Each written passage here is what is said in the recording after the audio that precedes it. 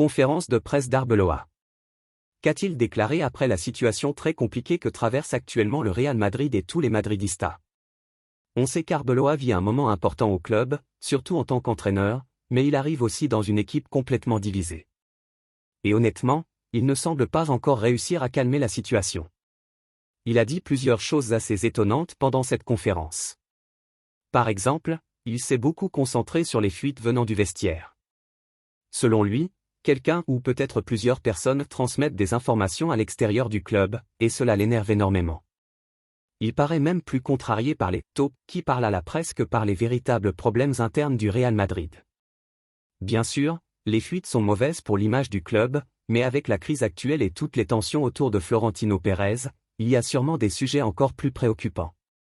Concernant Federico Valverde et Tchouaméni, Arbeloa a déclaré: « Nous devons tourner la page. Je suis très fier d'eux. Ils représentent parfaitement le Real Madrid. » Une déclaration qui risque de faire réagir, surtout après les tensions entre les deux joueurs. Même si ce n'était pas une bagarre énorme, il y aurait eu des bousculades et une forte altercation. Évidemment, personne ne veut dramatiser ou condamner les joueurs, mais dire qu'il faut simplement tourner la page aussi vite peut sembler un peu léger. Parce qu'au final, si rien n'est réglé sérieusement, les mêmes problèmes peuvent revenir. Les joueurs ne peuvent pas faire tout ce qu'ils veulent sans conséquence. Et pour un entraîneur comme Arbeloa, cela peut devenir dangereux, car un vestiaire incontrôlable finit souvent par se retourner contre le staff technique. Il a aussi évoqué la question du brassard de capitaine pour Valverde, laissant entendre qu'il n'y aurait aucun changement. Arbeloa a affirmé être très satisfait de ses capitaines, notamment Carvajal, Valverde et Vinicius. Il a également expliqué que l'engagement et l'intensité sur le terrain étaient non négociables, tout en reconnaissant que tactiquement, l'équipe avait encore énormément de travail à faire. Autre déclaration surprenante, il a confirmé que Tchouaméni serait prêt pour le Clasico malgré toute cette polémique. Quant à Mbappé, Arbeloa a défendu le joueur face aux critiques après les images où on le voyait sourire en quittant l'entraînement.